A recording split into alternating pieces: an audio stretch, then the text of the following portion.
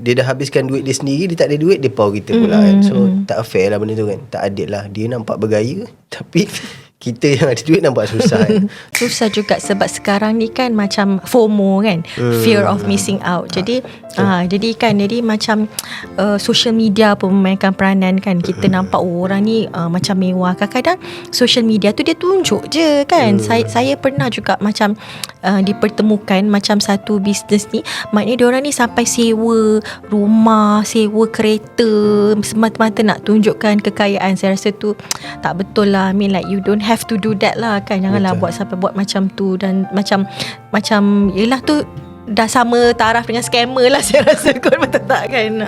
Jadi itulah pressure macam especially macam Gen Z kan, Gen Z Alpha ni semua di mana FOMO tadi, fear of missing out. Maknanya you tengok kawan you iPhone 17, you nak iPhone 17 juga. So saya rasa kita kena didik lah anak-anak kita. Maknanya macam kita ukur baju kat badan sendirilah. And then macam kena buat perancangan kewangan yang lebih baik saya rasa. Macam Puan cakap tadi pasal tunjuk kereta, rumah.